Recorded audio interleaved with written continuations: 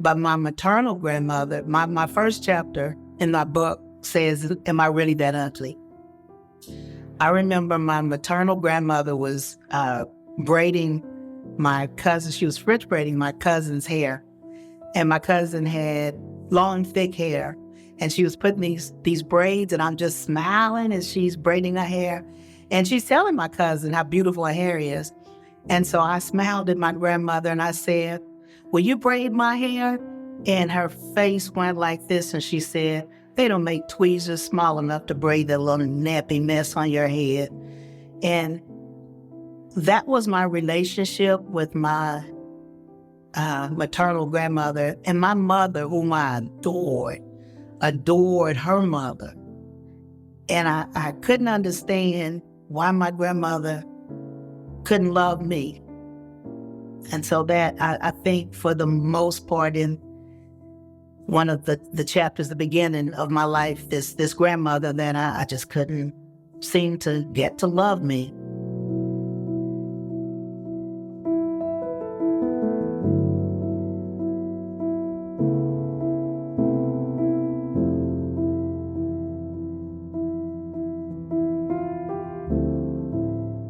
So Karen, I would love to know, how has faith played a role in your success? The role that faith has played in my I'm sorry. Yeah. How has faith played a role in my success? Wow. I was taught as a little child to believe in Christ. And so even to the point that I was always told to ask for whatever I wanted from Christ, and that believe it, not get it. So it's been, I guess, embedded in me all my life.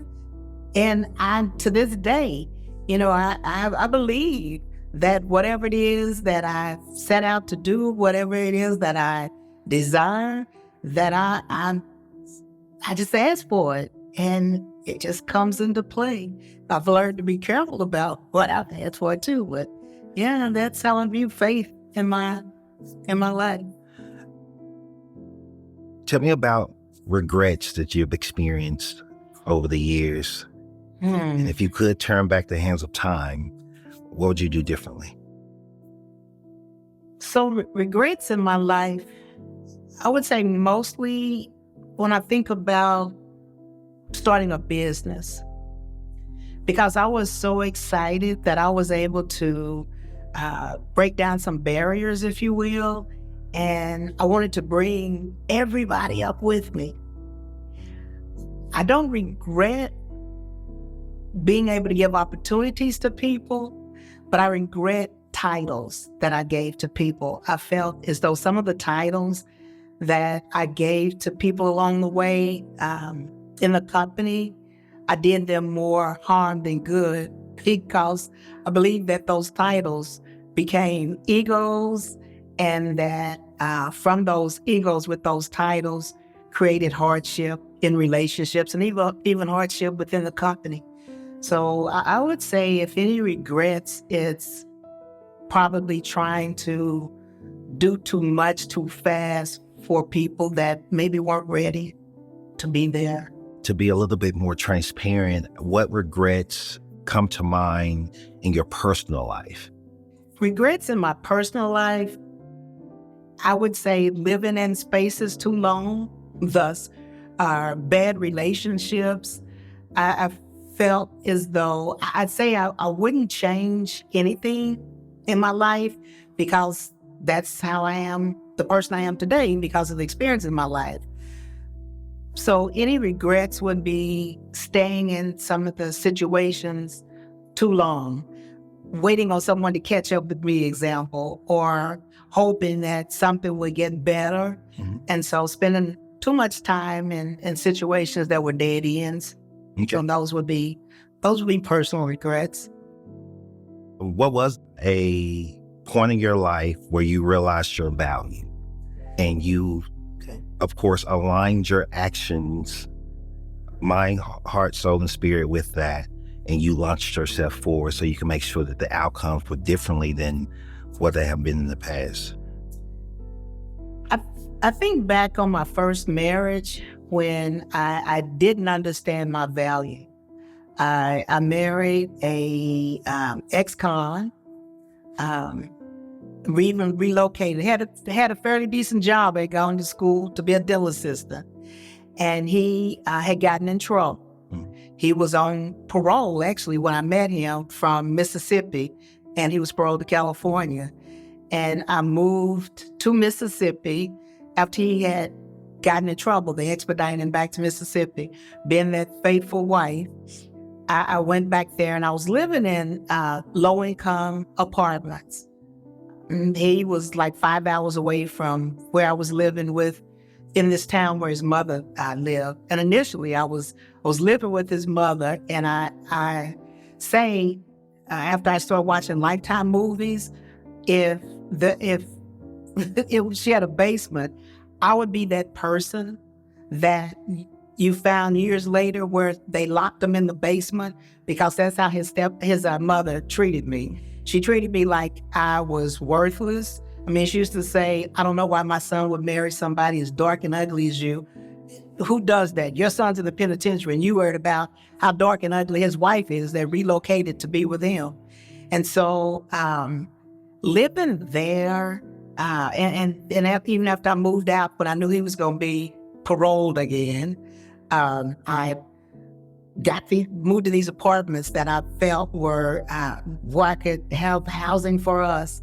And I'm living in these apartments, and I'm thinking, my grandfather worked really hard at American Airlines to give me the life that was a nice life.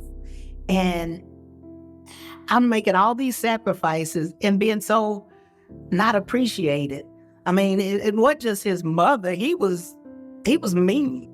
I mean, it was like an expectation that I was supposed to come to the penitentiary. It was an expectation I was supposed to put money on his books. I'm working in a sewing factory where needle will go in my finger, where I'm trying so hard to make sure that I'm getting as many of these pieces sewn on these jeans, this jean factory I worked in. And the needle would go in my finger, and I'd have to raise my hand for him to come take the needle out of my finger so I could go right back through production. And he would put money on his books. It was like, is this all? Is this all you made? I'm like, okay, I felt like I'm being pimped by this guy that I was married to for 6 months before he went in the penitentiary. So it wasn't like we had a relationship. And I got to thinking, I would go to sleep at night and I would dream literally that I wasn't there. So nighttime was the best part of my life for those 3 years, because I would dream I was no longer in this condition, in this city, in this, in this marriage. And I said, God, I know that it's more to my life. You didn't put me on this earth to live like this or to die like this. So I just, I was like, God, if you let me live and get out of here, I will respect me more. I'll honor you more.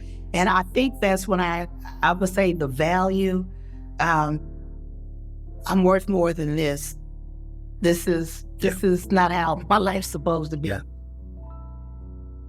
I process what you just shared, and a lot of women, and in some cases men as well, find themselves stuck in a relationship that is totally unhealthy. Mm-hmm. It's imbalanced by way of what is being given and what is being received. What would be your advice to a young lady, let's say 20 to 30 years old, who may be pouring into a relationship, but there's no reciprocity, and they feel themselves going down, and they're losing their identity amongst other things, and ultimately they're stuck? What would be your advice to them to help them get out of that type of situation? Well, first of all, that to know that you're not stuck. Just because you're in a situation, you don't have to stay in that situation. My grandfather said when I was a young girl, and he was talking to my aunt, he said, it's good to give, but stop and see if you're receiving. And as a young girl, I was thinking money. Was she giving money to her? She's not giving money back.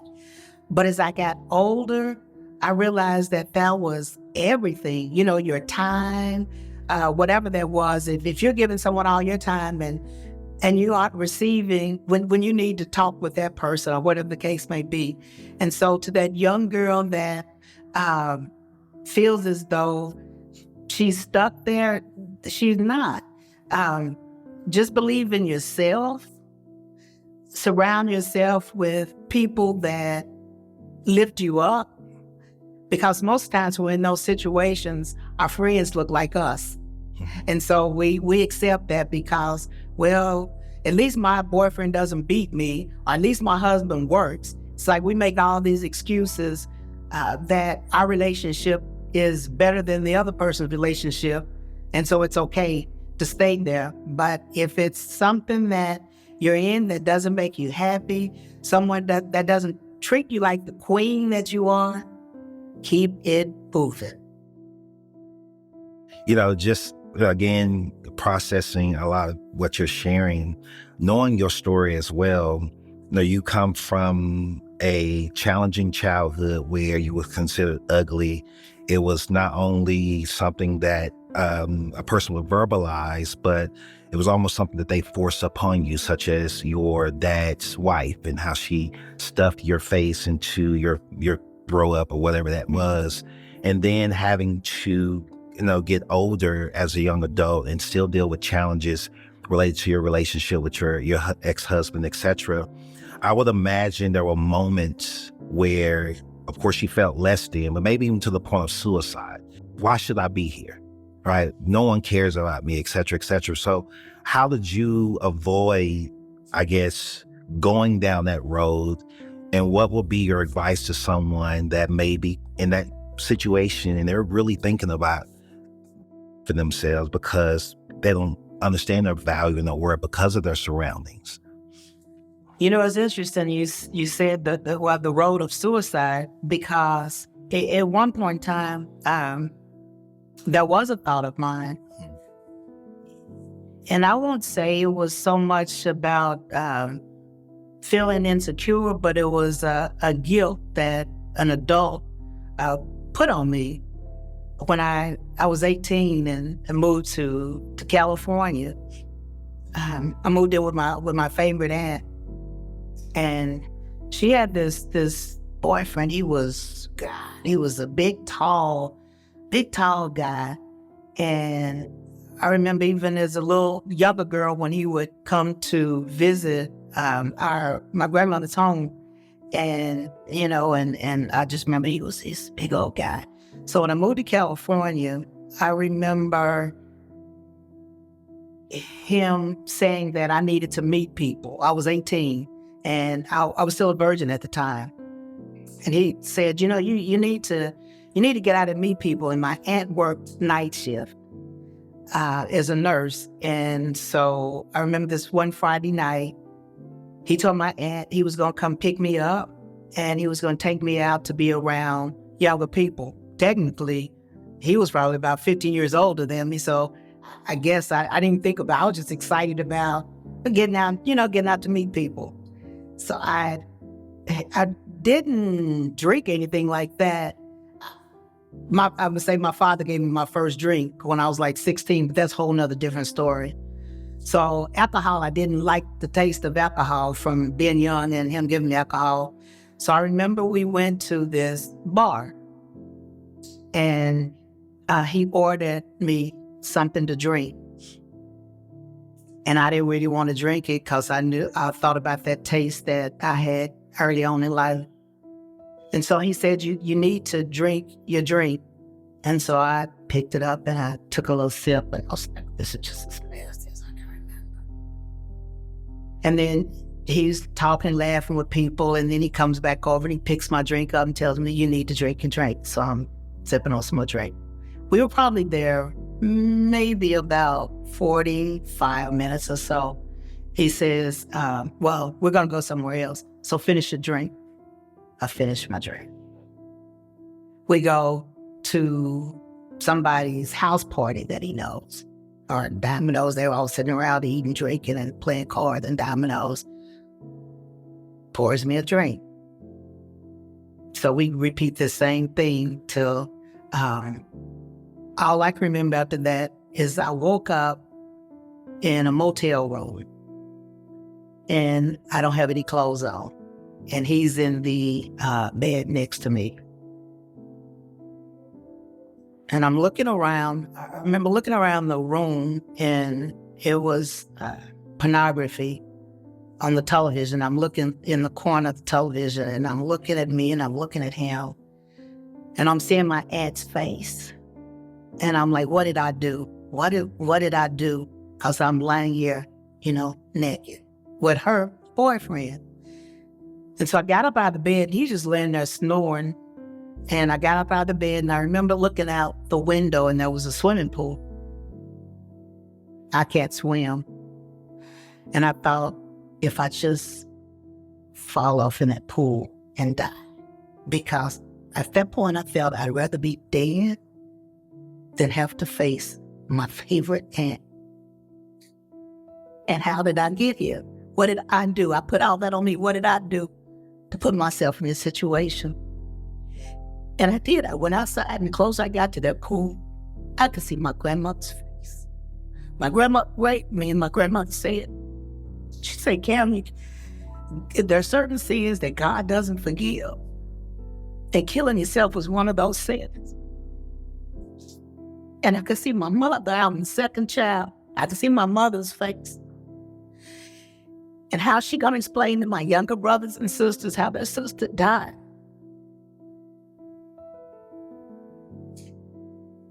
And but seeing their faces gave me that strength to not jump in that water. And and I carried that for some months without even, not even telling my aunt. But it was that guilt that I had done something wrong, or I wouldn't have gotten in that situation.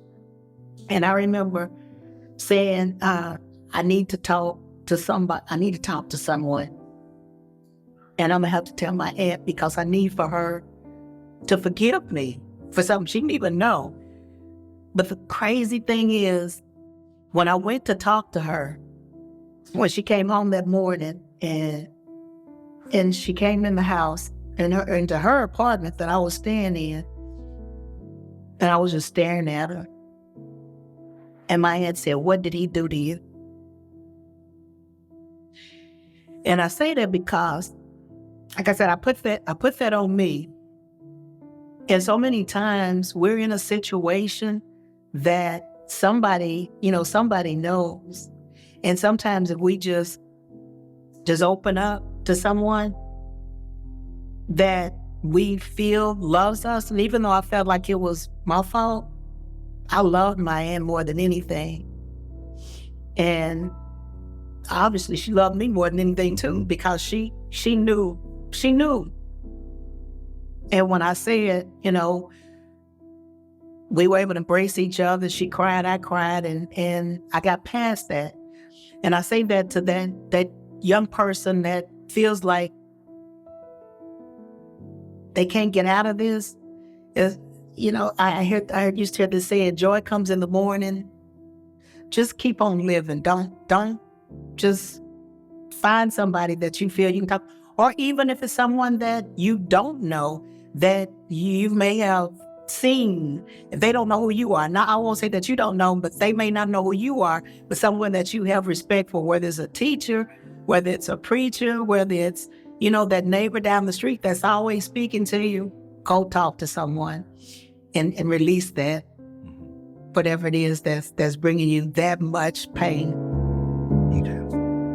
Second pause.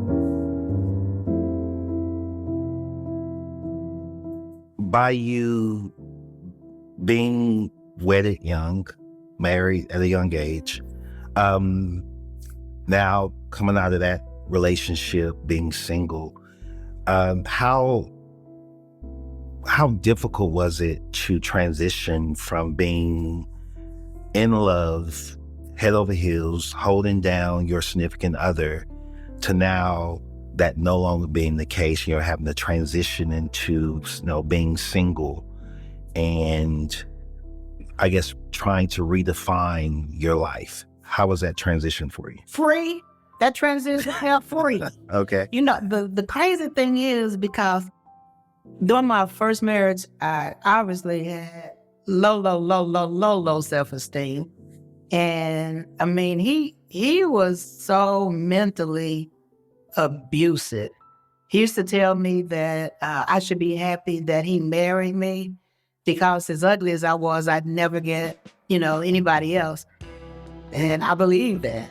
And so this is crazy. But I remember one time I said to God, please let me die before him because I don't know if I could continue to live without him. That's how mentally messed up I was. And I remember one New Year's Eve, he said he was leaving. I don't remember if he was leaving to go out or if he was threatening to leave me for good or whatever. But I just remember tying a scarf around the doorknob, right? I tied this neck scarf around the doorknob. Then I tied the other part around my neck. And I said, if you go out that door, you gonna jump before I can finish. He yanked that door open so quick, don't choke me, And, I look back on that and I think, oh my God, how crazy was I? How desperate was I? And so when I got to that point and he kept doing things. He got out of the penitentiary and he was still doing stupid stuff. But he did something to one of my family members that was the straw that broke the camel's back. You can do whatever to me and I can deal with it, but he did something to one of my family members and I just, no more. So when we got the divorce, it was relief for me. But going back into the dating scene, I think it was a little difficult because I lost trust in men long before that with my father, with my aunt's boyfriend, with different men in my life that would tell me things. And those things were things that later on were hurtful. So it was just hard for me. I had so-called guys that would come around, but Okay. trust was hard. So there's this debate, and I would love to get your opinion on it. The debate is which one is most important, love or happiness? And you can only pick one of the two. Happiness for me. Why?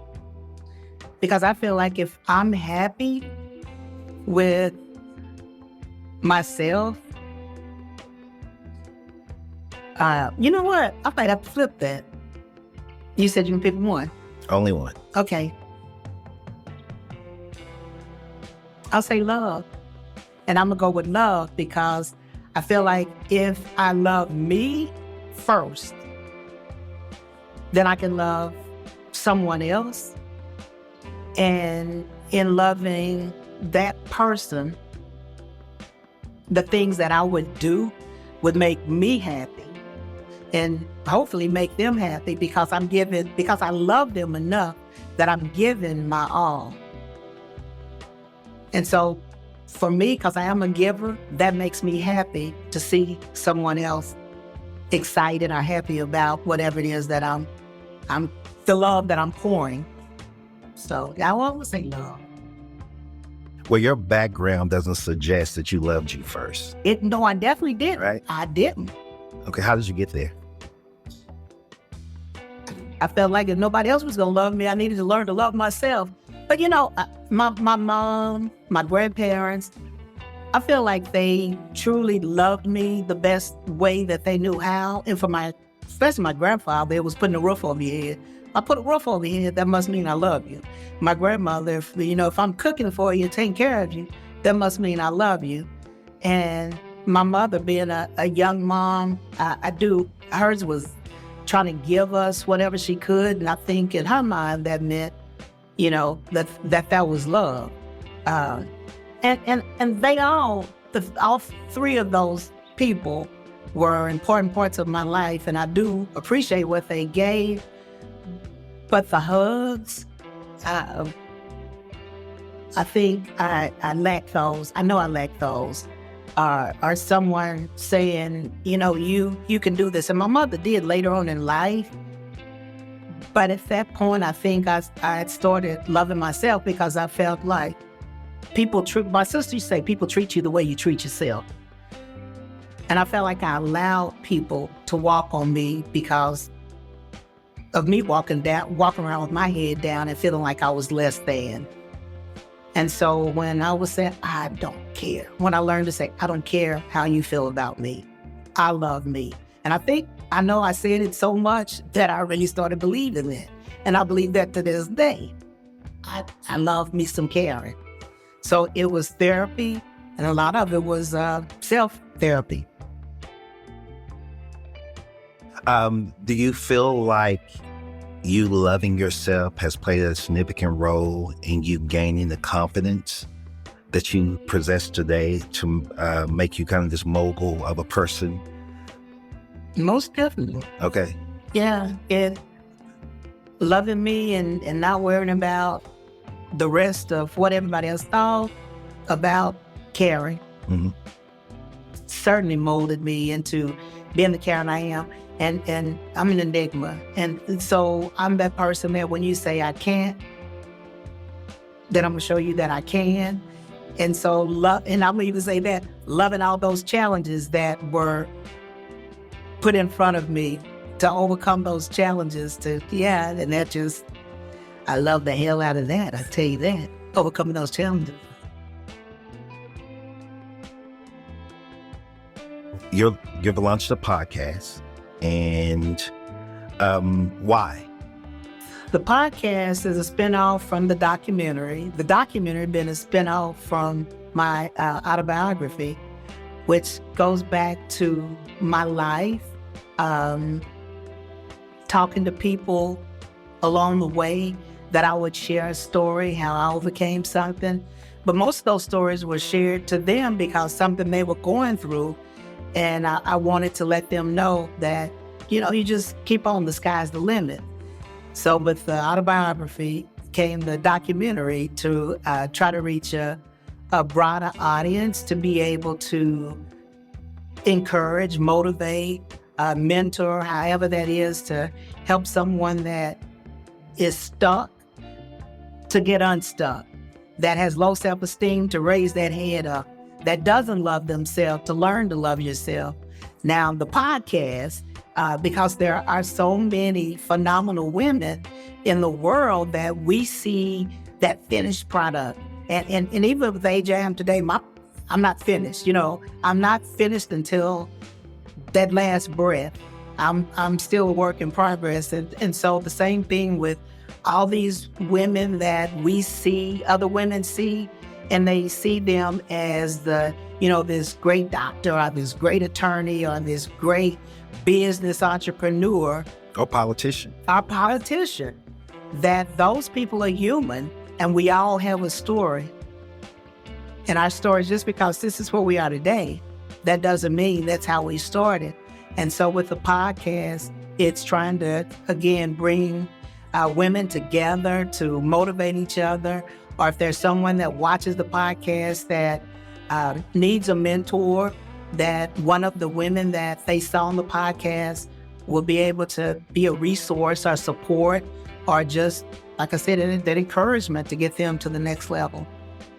We're getting close to the end, but I want to tap into just questions related to your career.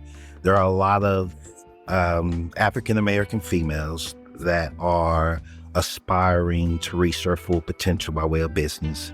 We know that, your story is one from pretty much rags to riches. But let the audience know what you felt when you knew you made it. Like that sliver of time where you realized, I have arrived to a place in my life of success that is notable. It's funny you say that, because I guess I was doing well some years before I realized I was doing well. And I used to say, well, I'm just, I don't understand. I'm the average person.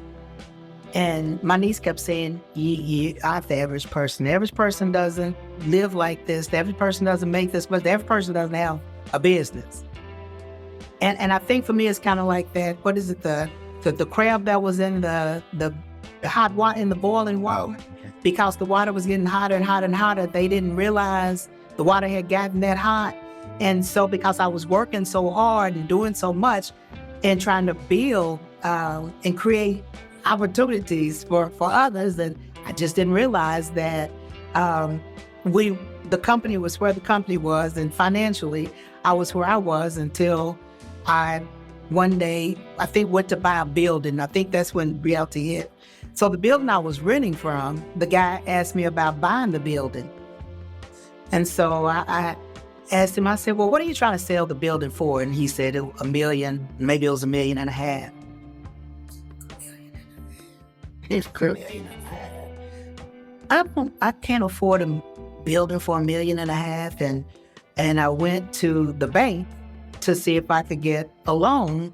And they told me how much they would give me a loan for, which was more than $1.5 million. And I was like, what? I want this whole building now. I want to get my own building. And I think that's when the reality set in.